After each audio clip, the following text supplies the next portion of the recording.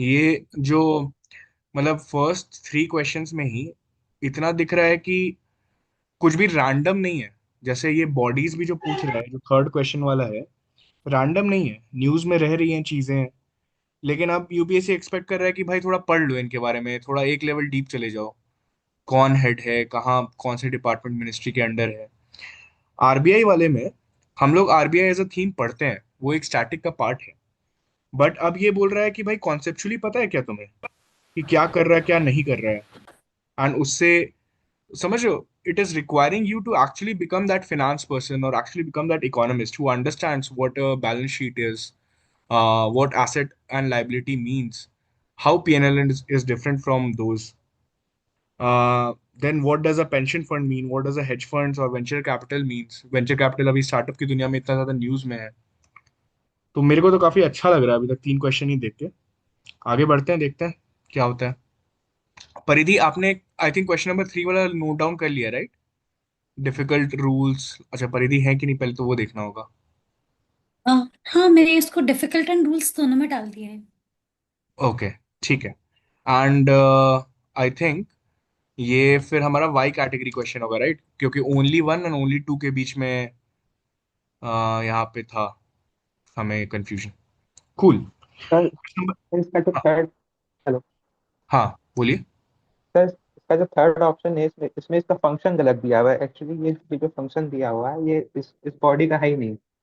ये है sir department और नहीं sir, direct directorate general of analytics and risk management, sir इसका फंक्शन है ये। इसमें फंक्शन गलत कर दिया है। डिपार्टमेंट और अच्छा, वो तो सही, ऑर्गेनाइजेशन एंड वो सही है, उसका फंक्शन गलत है वो। तो तो भाई इसका ओनली वन आंसर ही ओनली है। वन ही होगा। ठीक है भाई। सर मैंने यहाँ पे चेंज कर दिया।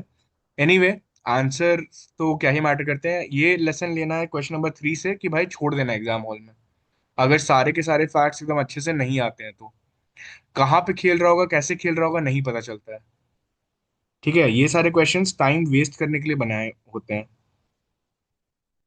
समझ में आया लर्निंग? एग्जाम जो है यूपीएससी का, वो जितना कौन सा क्वेश्चन आता है, कितना दिमाग लगा के क्या चीज सही किया, उसका बराबर ये भी है कि आपने जो डिफिकल्ट क्वेश्चन है उनको कितने अच्छे से डॉज किया। जो छोड़ना है उसको आपने छोड़ा कि नहीं।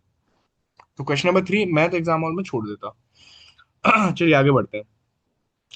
Reserve bank of India mandates all the listed companies in India to submit a business responsibility and sustainability report, BRSR। तो सबसे पहले मैंडेट्स को गोला करो, ऑल को गोला करो। और आरबीआई, मतलब ये क्यों मैंडेट कर रहा है कंपनीज को? सेबी नहीं होना चाहिए। वन तो मेरे को काफी गड़बड़ लग रहा है। सेकंड पढ़ते हैं। In India company submitting a BRSR makes disclosures in the report that are largely non financial nature. सही बात है, सस्टेनेबिलिटी है तो नॉन फाइनेंशियल ही होगा। पॉजिटिव स्टेटमेंट है तो टू। मेरे ख्याल से टू ओनली होना चाहिए इसका आंसर। क्या है क्वेश्चन कोचिंग वोचिंग वाला का सबका? देखते हैं यहाँ पे। टू ओनली ही है यहाँ पे। सही है, इस पे उतना कुछ ये नहीं है। Yes sir sir. मुझे डाउट है। बताइए। सर फर्स्ट स्टेटमेंट के लिए श्योर हूँ, सेकंड स्टेटमेंट के लिए सर इतनी इजीली कैसे हमने, मतलब अगर कोई सस्टेनेबिलिटी रिपोर्ट दे रहा है तो ये कैसे उससे एक्नॉलेज कर सकते हैं कि, या तो इसे कैसे डिराइव कर सकते हैं कि नॉन फाइनेंशियल होगा नेचर। लार्जली लिखा हुआ है ना, एक बहुत ही कन्फॉर्मिस्ट वर्ब है। तो हम लोग ये रूल्स में भी देखते हैं ना कि कुछ कुछ बहुत प्यारे प्यारे वर्ब्स होते हैं, जैसे सम, लार्जली, थोड़े हम्म। मोड़े, सम ऑफ द, ओके। उस टाइप वाला ही सीन है। ये थोड़ी बोल रहा है कि पूरा ही नॉन फाइनेंशियल है, कंप्लीटली नॉन फाइनेंशियल नहीं बोल रहा ना। Okay sir. ऊपर में जैसे मैंडेट्स एंड ऑल बहुत ही एक्सट्रीम हो गया, तो लार्जली तो एकदम हम्म। एक्सट्रीम नहीं है, right? Yes sir, but sir अगर ये ठीक है सर, ओके ओके। नहीं, this is an easy question, मतलब ये एग्जाम हॉल में भी इजी ही है। ज्यादा ओवर थिंक नहीं करना है इसमें। आप श्योर सर। ये पैटर्न भी आप देख रहे होंगे, अगर ओवर थिंक कर रहे हैं तो जैसे मेरा, मैंने सेकंड क्वेश्चन में ओवर थिंक किया तो शायद मेरा गलती होगा। आपने शायद हम्म। फर्स्ट क्वेश्चन में ओवर थिंक किया तो शायद वो आपका गलती होगा। तो नहीं करना ओवर थिंक ज्यादा। Sure sir. ठीक है। परिधि, प्लीज हम्म। ये मैंने लिख दिया है, ये आप नोट कर लीजिएगा, easy logic rules and x category question.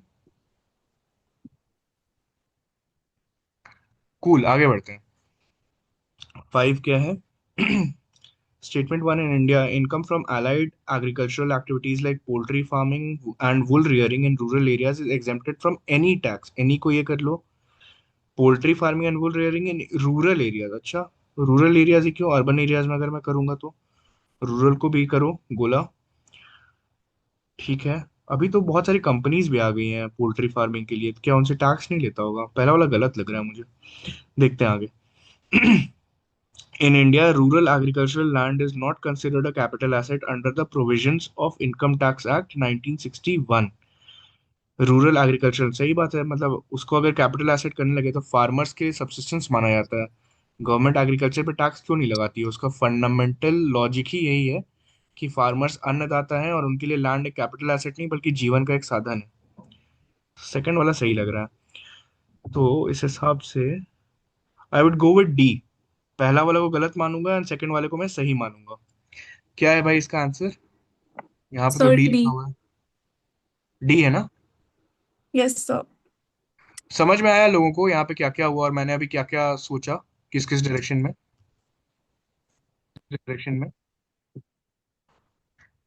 कोई कुछ बोलेगा? कोई कुछ बोलेगा? Yes, sir. Sir, I need to confirm one thing. One of my teacher told me कि if there any statement regarding exemption from tax, 99% of the time that statement is wrong. भाई ये सब कहाँ कहाँ से आता है, मतलब कौन पढ़ा रहा है ये सब, कहाँ से रूल आ रहा है? दिमाग थोड़ा लगाएंगे ना हम लोग अपना। मतलब हो सकता है, I don't know, how how could I comment on it? I have not seen a pattern like this.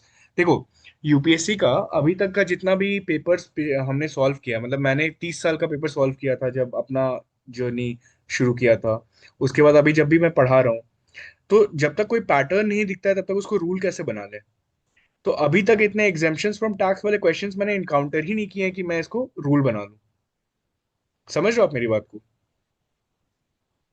Okay, sir. Sir like second statement में वो रूल बना सकते हैं सर। टैक्स कोई भी एक्ट देता है ना, उसका प्रोविजन सही देता है। एक्चुअली अभी तक तो लग रहा है कि हाँ ये चीज सही हो रहा है। मतलब यूपीएससी ये नहीं चाह रहा है कि आपको एक्ट पता हो, क्योंकि कितना ही एक्ट्स आप पढ़ोगे। तो हो सकता है, मतलब this can become a rule. थोड़ा और हमें इसमें डेटा पॉइंट चाहिए होगा, but yes, I largely agree with you इस केस में। Yes, sir. Sir, even I have encountered in 18 questions, only two questions of fact were incorrect. ये act वाले केवल दो ही क्वेश्चन गलत थे? Yes, sir. हाँ ठीक है, then we can make it a rule, because अगर मैं क्वेश्चन नंबर 3 में भी देखूं तो जो दोनों एक्ट्स वाले थे, directorate of enforcement and directorate of revenue intelligence, वो दोनों एक्ट्स आई थिंक सही है। Yes sir. हाँ तो ठीक है, मतलब this can be a good rule. People can actually make it a rule for themselves. दूसरा है, सर ऐसा ना, ये बेटर होता है कि यदि हम ये स्टेटमेंट का इंटेंट भी देखते तो। बिल्कुल मैं अभी वही बोलना चाह रहा था। तो मैंने क्वेश्चन कैसे सॉल्व किया वो आप लोगों ने देखा ना। मैंने प्योरली फर्स्ट प्रिंसिपल से इंटेंट पे सॉल्व किया है इसको, राइट? और लेटर नॉलेज से लगाया उसको वैलिडेट करने के लिए। तो मैंने क्या किया, इस क्वेश्चन को पढ़ने में मेरे को लगा कि वो agricultural income versus non agricultural income में डिस्टिंग्विश करना चाह रहा है। समझ में आया? क्वेश्चन का इंटेंट मुझे ये लगा पढ़ के। अब क्या क्या चीजें एग्रीकल्चरल इनकम है, क्या क्या चीजें एग्रीकल्चरल इनकम नहीं है, और एग्रीकल्चर का नेचर अपने आप में क्या है, कैपिटल एसेट मतलब क्या उससे पैसा बनाने के लिए एग्रीकल्चर को देखा जाता है या फिर जीवन के लिए इंपॉर्टेंट देखा जाता है। ये दो लार्जर इंटेंट्स थे इस क्वेश्चन के। अब उस कंटेक्स्ट में अगर आप देखेंगे तो स्टेटमेंट 1 में क्या है, एक तो बहुत सारे अननेसेसरी डिटेल्स डाल दिए कि रूरल एरियाज में ही एग्जेम्प्ट है पोल्ट्री फार्मिंग। अगर कोई अर्बन में पोल्ट्री फार्मिंग कर रहा है तो भाई उसने ऐसे क्या दिक्कत कर दिया? दूसरा, एनी एक बहुत एक्सट्रीम वर्ड ले आया। तीसरा, जो अभी मैंने बताया ना कि लेटर नॉलेज से बड़ी बड़ी कंपनीज एगोज आ गई जो अंडा ही बेचती है, पश्मीना वुल का इतना बड़ा बड़ा टेक्सटाइल ये इंडस्ट्री है। तो क्या ये सब सबको टैक्स एग्जेम्प्ट कर देंगे? तो अब कोई भी बिजनेस में खोल लूंगा उसको बोलूंगा कि अलाइड है। डेयरी फार्म्स हो गए। तो इतना बड़ा एम्बिट तो नहीं हो सकता एग्रीकल्चरल इनकम का, तब तो कंट्री को टैक्स इनकम ही नहीं हो पाएगा। तो इसीलिए I distinguished between agricultural income and non agricultural income. Logic लगाया मैंने फर्स्ट प्रिंसिपल से एंड लिटरल नॉलेज यूज किया कंपनीज का और इधर उधर से। सेकंड वाला मैंने intent of the question use किया कि भाई एग्रीकल्चरल इनकम है, जीवनदाता, उसको पैसे कमाने का जरिया नहीं है, वो हमारे सब्सिस्टेंस का जरिया है। और इसी की बात पे आई टोटली अग्री। इनफैक्ट ये वाला चीज मुझे ध्यान में नहीं आया कि अगर एक्ट्स है तो जनरली सही होता है वो चीज। तो I think it's a good combination of logic, knowledge, rules, सब कुछ मिला के है ये। ठीक है। एंड अगर कोई आर्ट मैथ्स इसमें सर इसमें लेकिन हाँ बोलिए। सर इसका वो पंजाब वाला भी तो एग्जाम्पल सोच सकते थे। मतलब मेरे दिमाग में वो पंजाब वाला आ गया था कि उनके पास बड़े बड़े लैंड होल्डिंग्स होते हैं और फिर वो मतलब उनसे ज्यादा इनकम आता है उनका। लेकिन इसलिए सेकंड उन वाला पे भी सही। टैक्स नहीं लगता है ना। पूरा तो नहीं। दुविधा देश का यही है कि इतने बड़े बड़े लैंड होल्डर्स, फार्मर्स जो हैं, जो शायद हाँ, बहुत सारे लोगों से बहुत अमीर होंगे, तब भी उन पे टैक्स नहीं लगेगा। क्यों टैक्स नहीं लगेगा? क्योंकि वो एग्रीकल्चरल लैंड के अंदर कर रहे हैं वो। और एग्रीकल्चरल वो लैंड सर सेकंड वो वाला फिर वो अलाइड एक्टिविटी तो नहीं होता सर, हाँ प्योर वो तो एग्रीकल्चर है वो तो। कोर एग्रीकल्चर है ना, जिसपे वो ये मजदूरों को रख के अपना क्रॉप्स उगवा रहे हैं। हम्म। मतलब इंटेंट ऑफ द गवर्नमेंट को आप समझिए, क्यों नहीं गवर्नमेंट टैक्स कर रही है एग्रीकल्चरल लैंड को? क्योंकि इतने सारे पुअर मार्जिनल फार्मर्स हैं। वो लैंड उनके लिए कैपिटल एसेट नहीं है, वो पैसा कमाने का जरिया नहीं है, वो उनके जीवन यापन का जरिया है। आप किसी से उसका जीवन यापन ठीक कैसे है। छीन सकते हैं? उसको आप कैसे टैक्स कर सकते हैं? जिंदा रहने पे बेसिकली टैक्स लगाने वाली चीज हो गई, राइट? है ना? हम्म। चमका यस कुछ? बट चमका हाँ सर, तो लग रहा है मेंटोस दिमाग की बत्ती जली है।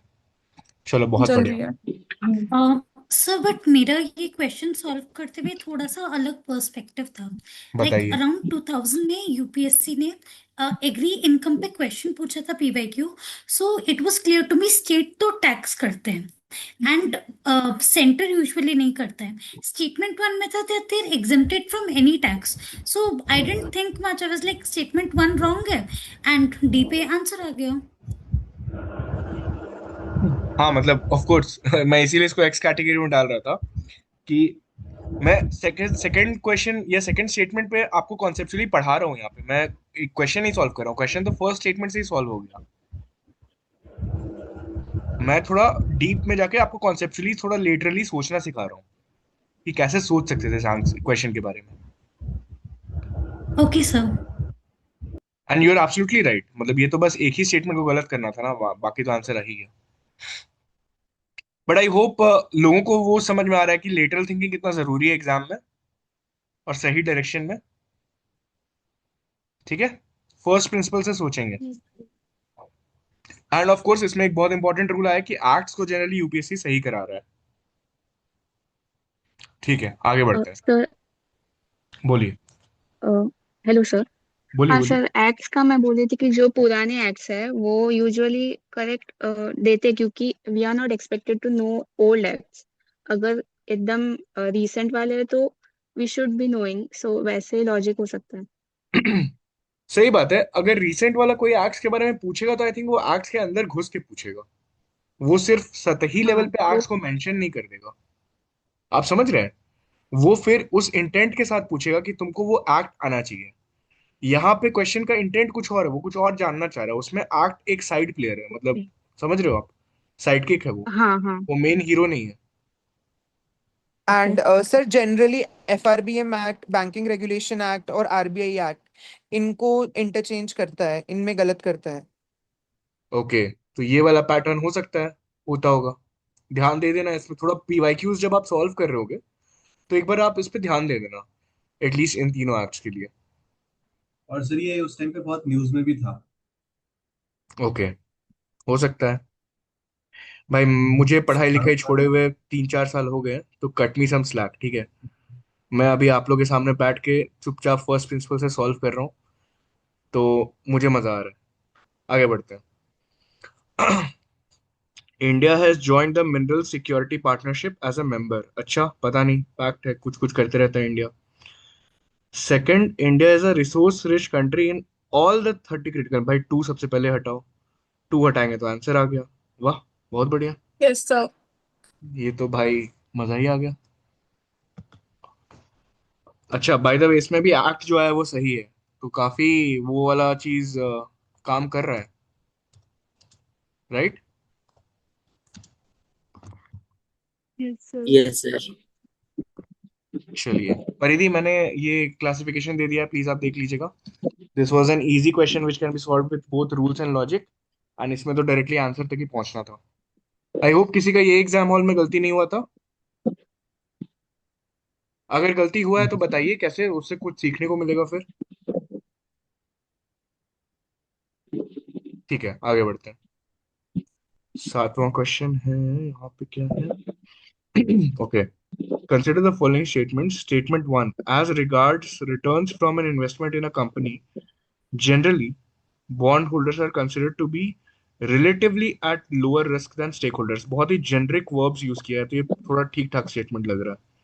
जनरली को कर लिया, रिलेटिवली को मैंने मार्क कर लिया, चलो ठीक है। Bond holders are lenders to a company where stock holders are its owners, ये तो अभी हमने फर्स्ट क्वेश्चन में डिस्कस किया है। बहुत बढ़िया, तो सेकंड स्टेटमेंट सही है। थर्ड क्या है? For repayment purpose bond holders are prioritised over stock holders by a company. अब यार ये बात भी सही है, जो लेनदार होता है, जो लोन देता है, उसका हमेशा पहला हक होता है, और जो इक्विटी का मालिक होता है उसकी तो कंपनी डूब जाती है। तो तीनों स्टेटमेंट सही तो है। अब इसमें देखते हैं, both statement 2 and 3 are correct and both of them explain statement 1। ये हो सकता है क्योंकि थर्ड में अगर मैं प्रायोरिटाइज कर रहा हूँ बॉन्ड होल्डर्स को, तो ऑफकोर्स वो लोअर रिस्क में होंगे, एंड सेकंड में अगर वो लेंडर है तो वो प्रायोरिटाइज होंगे ही। तो जनरली जो भी कंपनी शुरू करता है, या ओनर ऑफ द कंपनी जो इक्विटी गेम खेलता है, वो high risk high reward game खेल रहा है। मतलब अगर डूबेगा तो उसका सब कुछ डूब जाएगा, और अगर जीतेगा तो बहुत अमीर हो जाएगा। तो दोनों स्टेटमेंट सही तो हैं, और साथ में वन को एक्सप्लेन भी कर रहे हैं।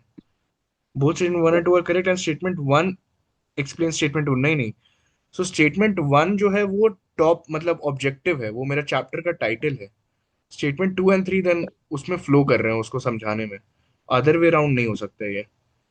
Only one of the statements 2 and 3 are correct. That explains statement 1। नहीं नहीं, दोनों सही है। I think I'll go with A here. इसका आंसर A होना चाहिए।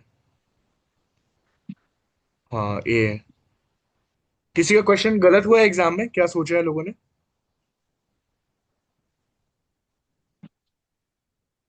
जल्दी जल्दी बोलिए, शांत मत रहिए। सही हुआ था सर, इजी क्वेश्चन था। किसी का भी गलत हुआ है?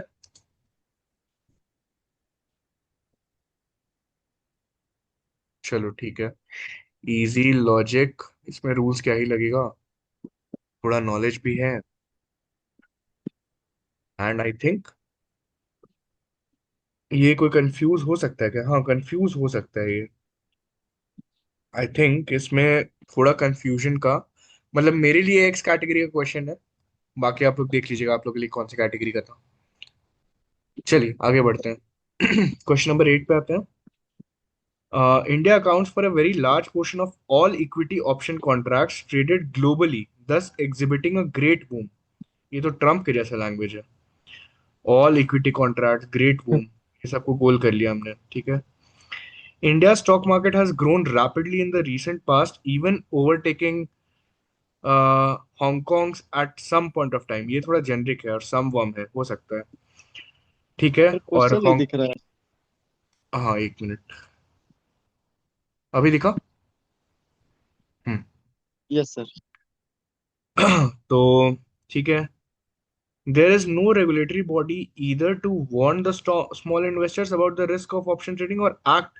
भाई ऐसा कैसे हो सकता है? अपनी कंट्री का रेगुलेशन ही तो इतना स्ट्रांग है। 3 हटाओ, 1 and 2 होगा। ये तो बहुत ही इजी क्वेश्चन था। 1 and 2 है क्या?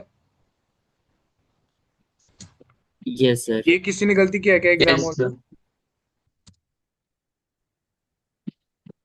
भाई ये तो शेयर लॉजिक से हो जाता है, मतलब इसके लिए कोई पढ़ाई लिखाई की जरूरत नहीं है। सर किसी का सही हो गलत? गया था पर डाउट था सेकंड और थर्ड में। क्या क्या? मतलब सही हो गया था पर डाउट था सेकंड वाले में और थर्ड वाले में, क्योंकि इसमें रैपिडली दिया हुआ है सेकंड वाले में। नहीं ठीक है, वो मैं समझ रहा हूँ आपकी बात, बट आप देखिए ना थर्ड वाले को पढ़िए। No regulatory body either to warn, मतलब वार्न भी नहीं करने के लिए, about the risk of trading और act on unregistered financial advisors. मतलब हम कमजोर लोगों को बचाएंगे भी नहीं, और जो इलीगल काम कर रहे हैं उनको रोकेंगे भी नहीं। तो कंट्री ऐसा कभी हो सकता है? नहीं। तो अगर, सर वो पहले हाँ सर पहले बोलिए। जैसे टीवी में ऐड आते थे तो पूरे स्पीड में बोलते थे, अब धीरे धीरे बोलते हैं लास्ट में, subject to market risk. Very nice, good observation. यार ये बहुत बढ़िया लगता है आप लोग के साथ, इसलिए डिस्कशन में मुझे बहुत मजा आता है। ये सारा जो नुआंसेस होता है, इससे एक्चुअली में क्वेश्चन सॉल्व होता है हाँ एग्जाम हॉल में। Very nice observation. और तो आपका आपका डाउट अच्छा था कि पहले वाले में भी ट्रम्प का लैंग्वेज है, ग्रेट बूम ऑल इक्विटी, और यहाँ पे भी है, बट आप देखिए ना ज्यादा गलत कौन सा लग रहा है, या रूल्स के हिसाब से अगर आप जाएंगे तो ज्यादा खराब कौन है? समझ रहे हो और बात? थर्ड सर वाले ये। सर हाँ फर्स्ट स्टेटमेंट में ऐसा है सर, वेरी लार्ज बहुत सब्जेक्टिव है ना, किसी के लिए 80% वेरी लार्ज है, किसी के लिए 1% वेरी लार्ज है, तो हाँ, और इसको दूसरा है कि रिजेक्ट नहीं कर सकते। इंटेंट ऑफ क्वेश्चन भी देखिए, इंडिया को दो चीज पॉजिटिव लाइट में दिखा रहा है, तीसरा वाला नेगेटिव लाइट में दिखा रहा है। समझ रहे हो आप बात यस सर। को? मैम आपका हम्म। जो डाउट हुआ, अगर आप इस पर्सपेक्टिव से भी देखते रूल्स में, पॉजिटिव नेगेटिव वाले से, तो आई थिंक वो भी सही हो जाता, राइट? Yes sir. तो और रूल्स एंड सर लॉजिक। इस क्वेश्चन में मतलब जो एग्जामिनर है आई थिंक वो मतलब इतना सब कुछ चेक ही नहीं करना चाह रहा है स्टॉक मार्केट वगैरह का इतना डेप्थ नॉलेज। वो बस इतना चेक करना चाह रहा है कि आपको सेबी का कुछ पता है कि नहीं है, कि एग्जैक्टली कुछ exactly। रेगुलेटरी बॉडी एग्जिस्ट करती है जो इन्वेस्ट।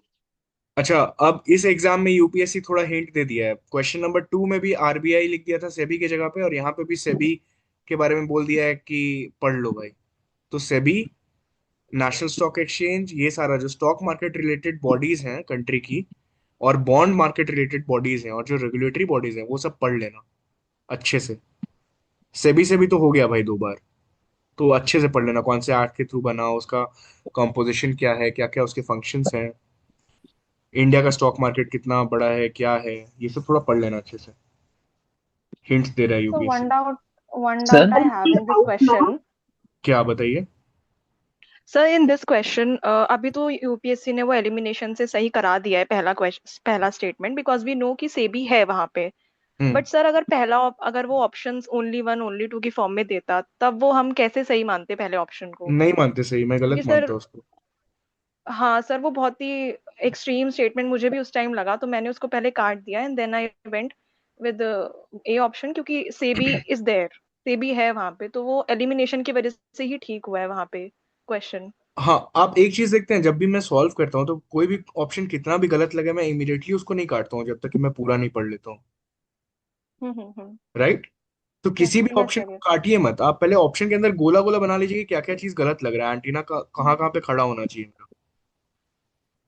समझ रहे हो? Yes sir, yes sir. उसके बाद होलिस्टिकली यस। फिर आप इवेल्युएट करो ऑप्शंस देखने के बाद। Okay sir. बट हाँ देखो, यूपीएससी को ये क्वेश्चन सही कराना था, इसीलिए इतना इजी कर दिया ऑप्शन में। अगर इसको गलत कराना होता तो चुपचाप 1 ओनली, 1 and 3 ओनली, 3 ओनली ऐसे देता और गलत हो जाता। True true true. Okay sir. अभी हम लोग देखेंगे आगे भी, आई थिंक कोई ना कोई ऐसा क्वेश्चन होगा जहां पे यूपीएससी को गलत ही कराना होगा, मैं कुछ भी कर लूं गलत होगा ही होगा। तो फिर क्या ही लड़ाई करेंगे उस क्वेश्चन से, और उससे कभी कट ऑफ डिसाइड भी नहीं होता है। चलिए आगे बढ़ते हैं 9th पे। Statement 1, circular economy reduces the emissions of green house gases. Okay, सही बात है, पॉजिटिव चीज भी है circular economy. Circular economy reduces the use of raw materials as inputs.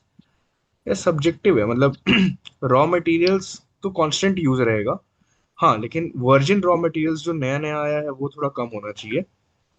अब देखते हैं, ज्यादा दिमाग नहीं लगाएंगे इसमें। Circular economy reduces wastage in the production, three एकदम सही बात है। Both statement 2 and 3 are correct, सही बात है, both of them explain statement 1।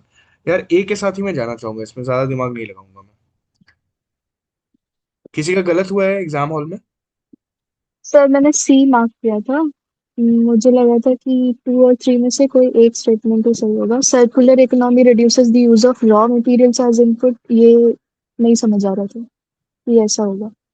Hmm actually अगर मैं ज्यादा सोचने के लिए जाऊं तो आपका सोचना सही है कि मैंने बोला ना, रॉ मटेरियल किसी भी चीज को बनाने में वो तो कांस्टेंट ही लगेगा। इसको क्या हाँ। बोलना चाहिए कि रॉ मटेरियल को निकालना नेचर से, या फिर the entire process of extraction of raw materials goes down, but the amount of raw materials needed for production of course remains the same. But I think मतलब इतना नहीं सोचना है यहाँ पे. I get your intent and मुझे भी वो लगा यहाँ पढ़ते वक्त. सर अपन बट मतलब यार इसमें ऐसे सोच सकते हैं ना, सर्कुलर हाँ, इकोनॉमी में अपन रिसाइकिल कर दे चीजों को, तो अपन जो यूज चीजों को फिर से इसमें यूज करेंगे तो रॉ मटेरियल का तो कम यूज होगा ना। नहीं नहीं, पॉइंट अलग है. अगर टीवी बनाने में 1000 चीज का यूज होता है तो चाहे सर्कुलर इकोनॉमी हो चाहे रेगुलर इकोनॉमी हो 1000 चीज ही लगेगा. हाँ, वो 1000 चीज जो है वो आ कहाँ से रहा है? तो पहले 1000 का 1000 चीज नेचर से एक्सट्रैक्ट करके आ रहा था. अब उसमें से 10 चीज जो है वो रिसाइकल होके आ जा रहा है. 990 चीज ही आ रहा है नेचर से एक्सट्रैक्ट होके. सर वही तो लिखा है इट, मतलब वो मेंशन नहीं है कि एलिमिनेट कर दिया, लिखा है reduces the use of raw materials. वही बात है तो ठीक है. मतलब आई होप जो हम लोग दोनों जो भी आप बोल रही थी girl, you have understood the intent. I get your intent, but I don't think इतना दिमाग लगाना है इसमें. हाँ सर ठीक है। Yes, so it should be an easy question. In fact, this should be an X category question, and this can be solved with logic and some amount of static knowledge about circular economy.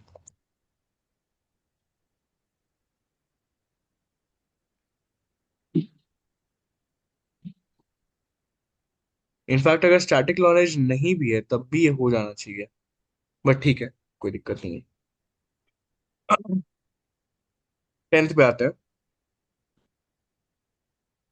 Consider the following statements. Capital receipts create a liability or cause a reduction in the assets of the government.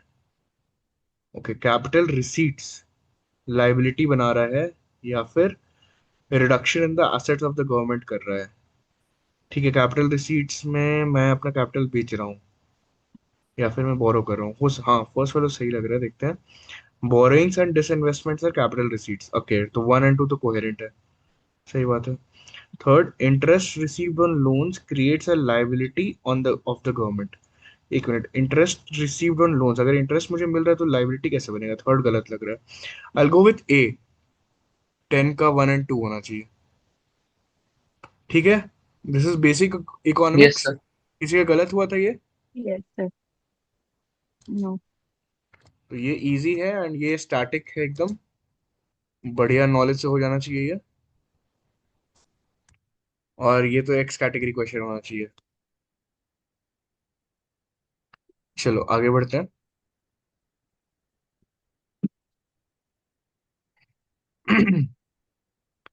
राजा राम मोहन रॉय के बारे में statements हैं.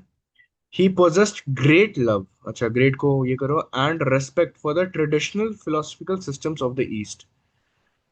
राजा राम मोहन रॉय ब्रह्मो समाज बनाए ही इसीलिए थे कि उनको प्रथा और ये सब से दिक्कत था, सती प्रथा और ये सब के अगेंस्ट. पहला वाला कुछ तो फिशी है. He desired his countrymen to accept the rational and scientific approach and the principle of human dignity and social equality of all men and women. तो टू तो एकदम सही लग रहा है. ठीक है, वन वाला में great love and respect for tradition नहीं, तो 1 and 2 साथ में कैसे फिट जा पाएगा? आई थिंक 2 ओनली होना चाहिए इसका 11 का, राइट? सर मैंने किसी भी टू ही के किया है, पर कोचिंग आंसर की में ज्यादातर बोथ 1 and 2 बोला है बहुत लोगों ने. सर उपनिषद जो है वो बेसिकली उनमें बिलीव रखते थे, वेदांतिक फिलोसॉफी में भी टू सम एक्सटेंट. अच्छा, तो फिलोसॉफिकल सिस्टम ऑफ ईस्ट से हम लोग वो एसोसिएट कर सकते हैं.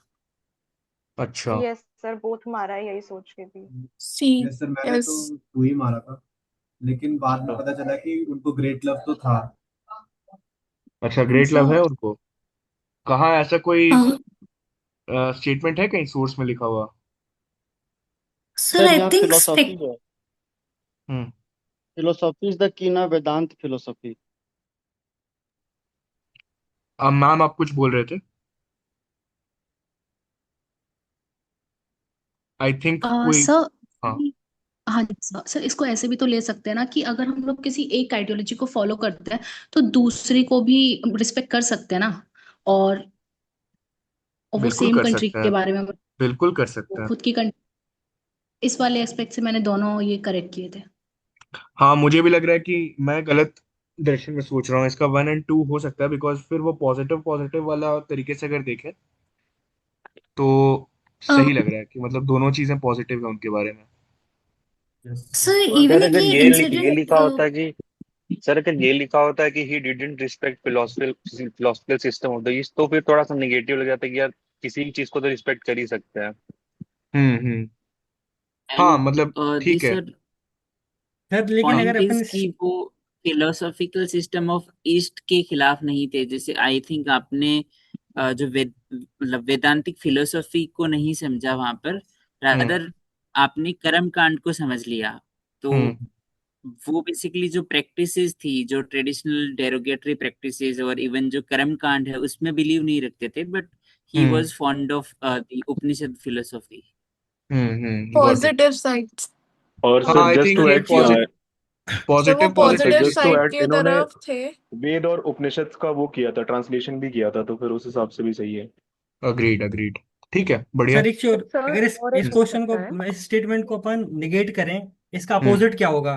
तो सर अपन उसको फिर फॉल्सिफाई नहीं कर पाएंगे। कैसे कैसे होगा कि मतलब वो ग्रेट लव नहीं था, तो अपन इसको प्रूव ही नहीं कर पाएंगे ना। क्योंकि सर एक ईस्ट भी मतलब बहुत ज्यादा सर मतलब वेग टर्म है ईस्ट। सर अगर अपन क्यों अमेरिका इसको? में बैठे हैं तो आई डोंट अग्री। क्रिटिकल भी हो सकते हैं philosophical systems of the east, का उसमें क्या दिक्कत है? ईस्ट सर पता नहीं ना सर किस जैसे जगह कि की बात कर ये रहा है, ईस्ट कहाँ से है। अरे वो तो मतलब it's a figure of speech. East is sir mainly. Sir लेकिन मेरा पॉइंट ऑफ रिस्पेक्टफुली भी तो क्रिटिसाइज कर सकते हैं ना, एकदम डिसरिस्पेक्ट करके क्रिटिसाइज करेंगे ये भी तो तो नहीं है ना। मैं ये कहाँ बोल रहा हूँ कि ग्रेट लव और रेस्पेक्ट का अपोजिट में डिसरेस्पेक्ट ही होना चाहिए।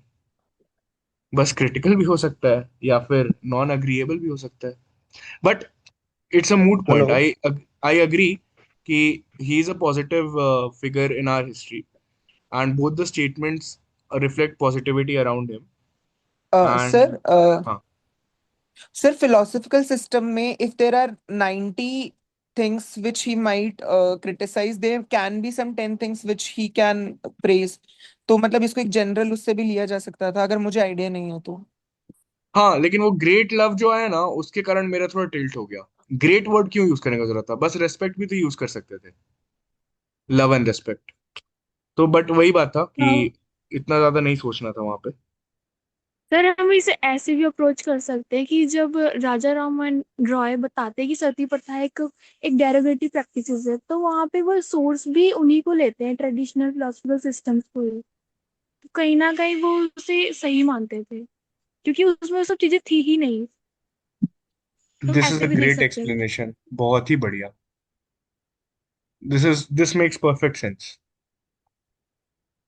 और उसके पहले भी जो लोगों ने बताया कि हाँ उन्होंने वैदिक फिलॉसफी को ट्रांसलेट किया एंड उपनिषद के, तो all of this is very valid. So मेरे लिए तो ये मॉडरेट था, बट काफी लोगों के लिए इजी था। मैं तो यहाँ कंफ्यूज हो गया, तो this is a Y category question. And ये नॉलेज बहुत बड़ा पार्ट है इसमें। एंड ऑफ कोर्स हमारे रूल्स भी हैं कि पॉजिटिव हैं तो पॉजिटिव पॉजिटिव सोचो, ज्यादा दिमाग मत लगाओ। परिधि, आई होप आपने ये नोट कर लिया था। यस। कूल, ठीक है, बढ़िया। आगे बढ़ते हैं। Consider the following subjects which regard to. अच्छा, लोगों को समझ में आ रहा है क्या कि क्यों मैं ये एक्सरसाइज करता हूँ, सब लोगों को बुला के और बोलता हूँ बोलने के लिए? कोई एक इंसान क्या इतने सारे पर्सपेक्टिव्स और इतना सारा अलग अलग लिटरेरी नॉलेज ला सकता है किसी एक क्वेश्चन में? No sir. तो मुझे ना कोचिंग्स और ये सब सब में ये इसी बात की कमी लगती है, वो क्रिएटिविटी की कमी, कि इंसान जो सोच रहा है वहां बैठ के, इतने सारे अलग अलग पर्सपेक्टिव्स हो सकते हैं और उसमें से कौन सा पर्सपेक्टिव कब कहाँ और कौन से क्वेश्चन में हेल्प कर जाए, वी नेवर नो। सो इन सारे सेशन से मुझे बहुत एब्जॉर्ब करने के लिए मिलता है, एंड आई होप कि all of you also absorb each others points and way of thinking and sir answer. एक बार वो लास्ट पॉइंट रिपीट कर सकते हैं क्या? मैं सुन नहीं क्या? पाया था जो आपने कौन सा पॉइंट? अप्रिशिएट करा राजा राम मोहन रॉय वाले में, उनकी तो थॉट प्रोसेस। पॉइंट ये है कि वो जो सती प्रथा के अगेंस्ट बोल रहे हैं, या फिर वो बोल रहे हैं कि equality of all main and women होना चाहिए, वो यूज ही कर रहे हैं ट्रेडिशनल फिलोसफीज एंड हमारे राइटिंग्स को, उपनिषद को एंड वेद्स को, बोल के कि उसमें तो कहीं लिखा ही नहीं है कि डिस्क्रिमिनेट करो या सती प्रथा करो। तो वो Yes, sir. सोसाइटी का डिस्टॉर्शन है. That shows that he possesses great love and respect for traditional philosophical systems. समझ में आया? जी sir, thank you. Cool. Consider the following subjects with regard to non-cooperation program: boycott of law courts and foreign cloth, observance of strict non-violence, retention of titles and honors without using them in public, and establishment of panchayats for settling disputes. अच्छा, तो non cooperation में boycott of court और foreign cloth तो हुआ ही था. One तो सही है. Observance of strict non violence, ये भी सही है, गांधी जी लीड कर रहे थे. रिटेंशन ऑफ टाइटल्स, ये तो होगा ही नहीं, रिटेंशन थोड़ी था, सब तो अपना टाइटल्स छोड़ रहे थे.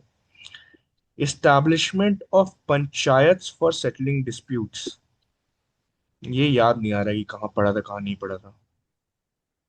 तो मेरे लिए वाई कैटेगरी क्वेश्चन है, या तो ओनली 2 होगा या ओनली 3 होगा. अब लेकिन अगर बॉयकॉट ऑफ लॉ कोर्ट्स कर दिया है तो फिर डिस्प्यूट सेटलमेंट होगा कहाँ पे? और गांधी जी लीड कर रहे हैं तो पंचायत बहुत हाई प्रोबेबिलिटी के एस्टैब्लिश किया होगा उन्होंने. यार I would go with only 3 for this 12 का. क्या है आंसर इसका, या फिर क्या है लोगों का आम जन राय? यस सर, ओनली 3 ही है. सर मैंने ओनली 2 किया था सर, पंचायत वाले को सही नहीं किया माना था, लेकिन बाद में जब लॉजिक देखा किसी से तो उन्होंने यही बोला कि गांधी जी है और अगर लॉ कोर्ट को बॉयकॉट करवा रहे हैं तो उसका ऑल्टरनेट भी जरूर देंगे लोगों को, इसलिए पंचायत उन्होंने ही किया होगा एज ए तो डिस्प्यूट इसीलिए लॉजिक, नॉलेज एंड स्टैटिक सब चीज का पार्ट है ये. एंड आई थिंक ये वाई कैटेगरी क्वेश्चन है, मतलब थोड़ा कंफ्यूजन रहेगा लोगों को, बट मजा आया ये वाले क्वेश्चन में ये सोच के. बट सर लॉ क्या हम कोर्ट चौरी चौरा इसके अंडर काउंट नहीं करेंगे? उसी दौरान तो हुआ था ना. उससे एंड हो गया था ना चौरी चौरा, मतलब चौरी चौरा इंसिडेंट के हाँ बाद तो मतलब एंड हो गया लेकिन नॉन कॉपरेशन. उस टाइमलाइन में तो नॉन कॉपरेशन चल रहा था ना. आपका जो एनसीपी आपने लॉन्च किया उसका फंडामेंटल बिलीव्स एंड चार्टर क्या था? That was non cooperation. अब उसके बीच में अगर कोई आके वायलेंस कर देता है तो क्या उससे आप पूरे मूवमेंट को मलाइन कर सकते हैं? Okay sir. अग्रीड?